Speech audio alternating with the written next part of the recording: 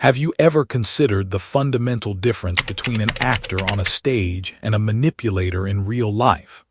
Both adopt a persona, speak calculated lines, and perform choreographed actions to elicit a specific emotional response from an audience. Both are masters of the art of performance, but there is one core distinction. The actor, when the velvet curtain falls, returns to themselves. They wipe off the grease paint, shed the character, and reintegrate with reality. The manipulator. He has no dressing room to return to, because for him there is no velvet curtain. This entire world is his stage. Every interaction is a scene. Every person is an audience, or worse, a prop. And his role, that role, is the entirety of his existence. He does not play the part of a normal person. He has constructed a normal person from the void, a flawless blueprint, and he lives inside it every second of every day. This is not a story about a demon in human form. That is too simple, a dangerously romantic notion. This is the story of an architect of emptiness, a man who, where a conscience, empathy, and emotional connections should be, there is only a cold, infinite void. And from that void, he learned to engineer the most sophisticated masks imaginable. Consider Theodore Robert Bundy. The name evokes images of brutality, of unimaginable crimes. But that is the hindsight of a world that has seen the mask torn away. Before that, the name, and especially the face, was the very picture of something else. Handsome, intelligent, articulate, politically ambitious, a promising law student. He was the man parents wanted their daughters to date. He was the embodiment of the American dream. And that was his first and greatest masterpiece of camouflage, a normality so absolute it was unimpeachable. The intelligent predator never roars in the jungle. It mimics the calls of its prey. It blends into the scenery. It becomes a harmless part of the environment.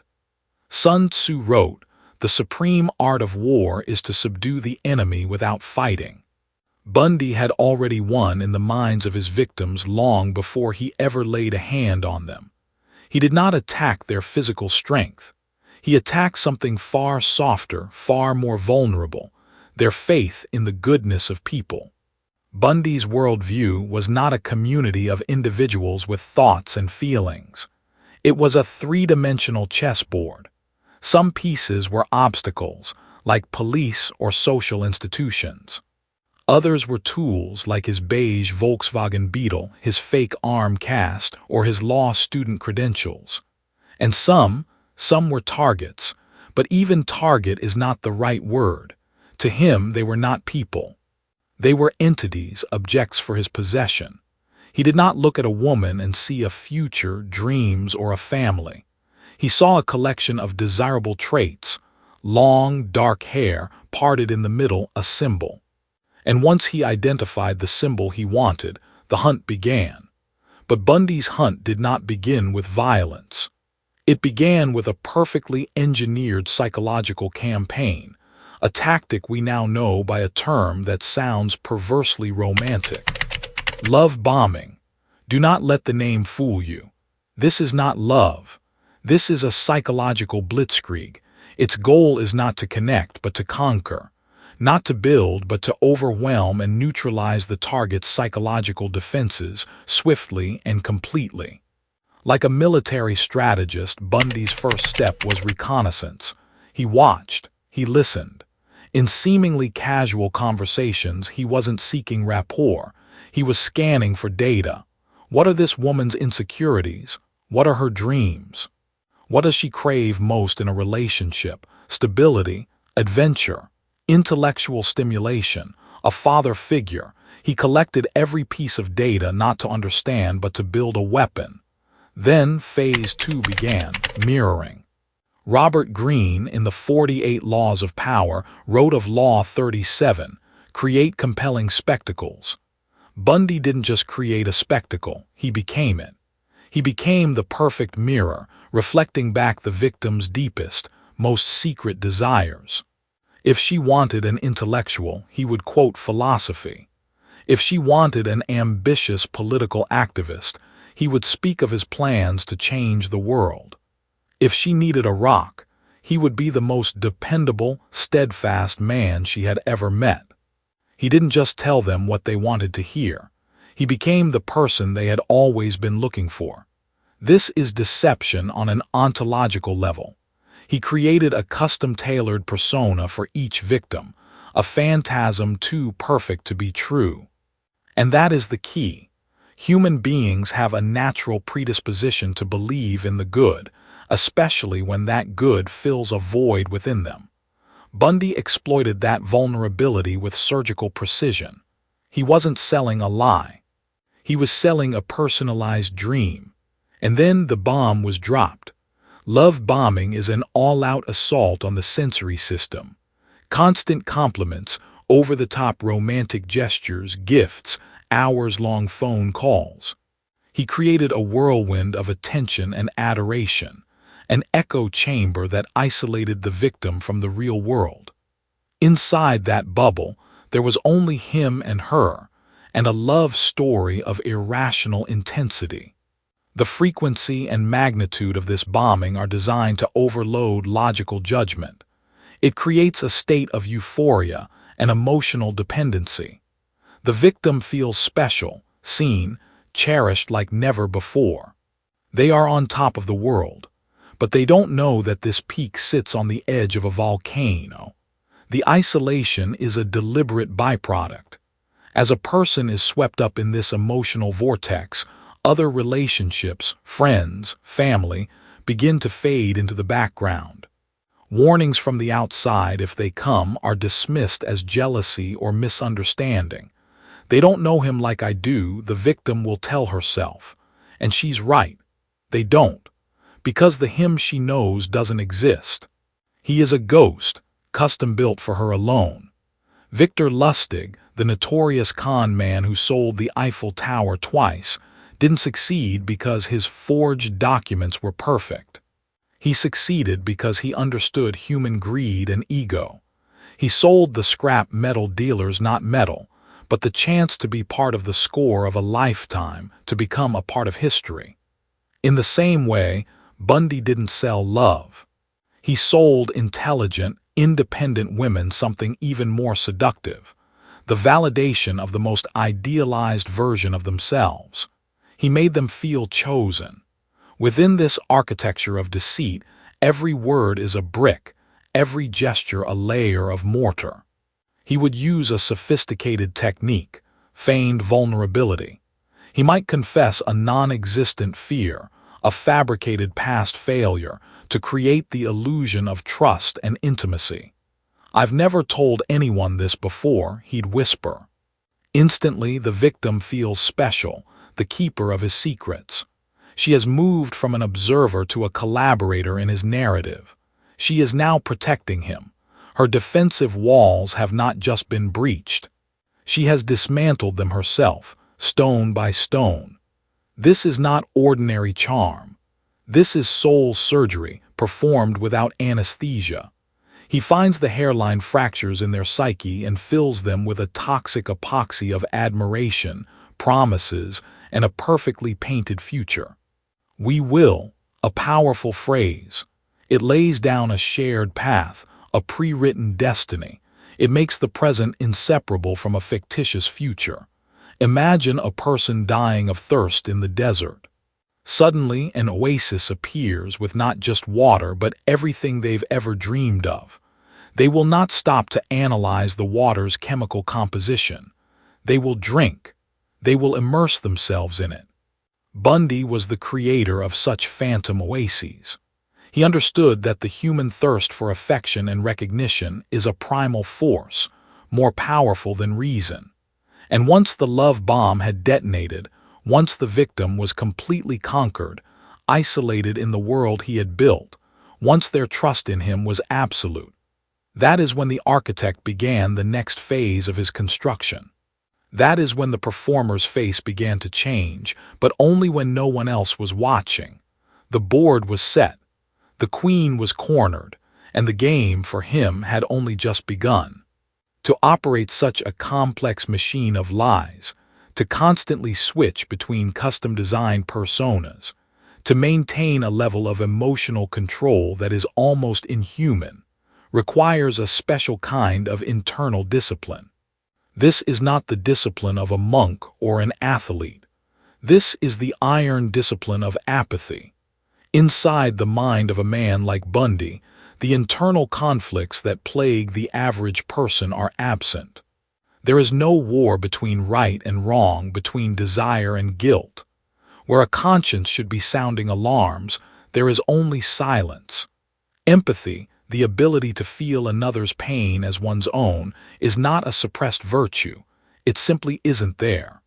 It never was. It's like a person born colorblind trying to explain the concept of red. They can learn by rote that fire is red, that blood is red, but they can never truly feel what red is. Bundy did not feel love, guilt, or remorse. He only understood them as concepts, as tools in a social kit. He observed how others expressed these emotions, memorized the scripts and cues, and replicated them flawlessly. He was a mimic, an early-form artificial intelligence learning from human data to provide the most appropriate response. When a victim cried, his brain didn't process the signal as sadness that needs comfort. It processed it as input. Tears, expected response. Embrace, gentle words, feigned understanding. Objective, solidify trust, maintain control. This emotional void was not a weakness. It was his superpower. It allowed him to commit acts that would paralyze a normal person with revulsion. It allowed him to lie with perfect smoothness, looking directly into someone's eyes, because there was no internal physiological conflict, no racing heart, no sweat, none of the microtells of deception that our bodies so often betray.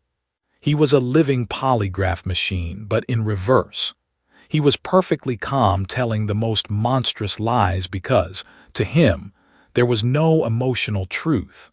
There was only the version of reality he chose to construct. Machiavelli wrote in The Prince that a ruler must know when to be cruel, how to use fear as well as love. But Machiavelli was still writing for a human with feelings, who had to choose to be cruel. Bundy did not have to choose. Apathy was his default state. He was a shark in the social ocean. The shark does not hate the seal. It has no feelings for the seal at all. The seal is simply food, a need to be met. To Bundy, his victims were the same. They were a need to be satisfied, an urge from the internal darkness that had to be fed. This discipline was also evident in his lethal patience. A complex manipulation cannot be rushed. It requires time to plant the seeds, to cultivate trust, and to wait for the perfect moment. Impatience is born of emotion, of lust, of anxiety. When you remove emotion, what remains is cold calculation. He could wait for weeks, for months, meticulously building his castle of affection without a hint of haste. He enjoyed the construction of the trap as much as the final snap. Every step in the plan was an affirmation of his power, a dose of medicine for his massive, hollow ego. And when things went wrong, this is where the discipline of apathy became another weapon, the art of improvisation. Hannibal Lecter, another fictional icon of criminal intellect, said, "First principles, Clarice, simplicity." Bundy's first principle was simple: survive and maintain control at all costs.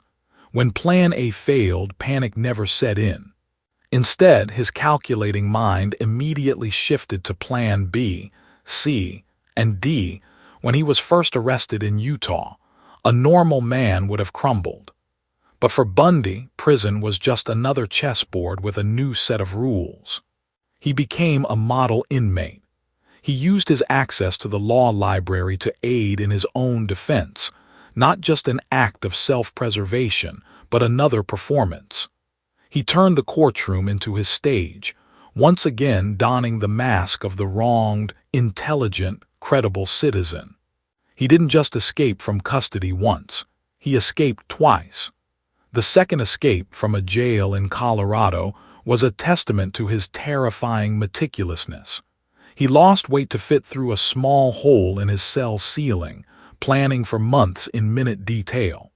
This was not the act of a desperate man. This was the act of a strategist encountering a problem to be solved. Chaos for him was not a threat. It was an opportunity to rewrite the script. Every lie, every escape, every manipulation of a guard or a lawyer was fueled by the same source, that internal void.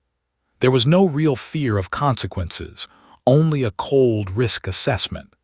There was no remorse for what he'd done, only annoyance at being caught.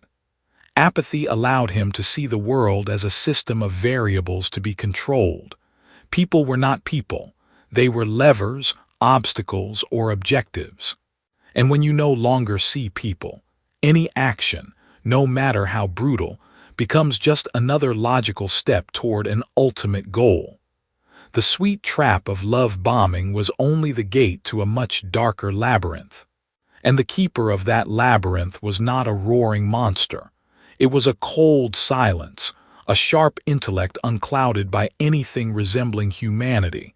It was the discipline of the abyss. What then was the end game? What was the deepest motive buried under layer after layer of masks? Money? No. Bundy rarely robbed his victims. Political power, that was a means, an effective camouflage, but not the ultimate goal. Sex. It was part of the ritual, but it was a surface-level expression of a much more primal and sinister urge. To understand Bundy's endgame, we must abandon conventional frameworks of motive. We must look at the nature of possession. People collect stamps, art, cars. The ownership of something rare and beautiful provides a sense of satisfaction. It confirms the collector's status, taste, and power. The collected object sits in the collection, inert, unchanging, belonging completely to its owner. Bundy didn't collect objects. He collected people. His deepest rage, the source of the black hole in his soul, is believed to stem from rejection. Specifically, from his first serious college girlfriend, a beautiful, wealthy woman who broke up with him, seeing him as aimless and lacking ambition. This event, to a pathologically narcissistic ego, was not a setback. It was an invalidation. It was an intolerable insult that demonstrated that an object he desired could have its own will, that it could leave him. This was unacceptable. His entire subsequent criminal life can be viewed as a grotesque effort to rewrite the ending to that story. He would become the man she wanted, intelligent, successful, powerful, and he did. He went back, charmed her again, and when she was fully recommitted and ready for marriage, he vanished. He reversed the roles. He became the rejecter. He had proven he could possess her emotionally, but it wasn't enough. Because even if he possessed their affection, they were still free agents.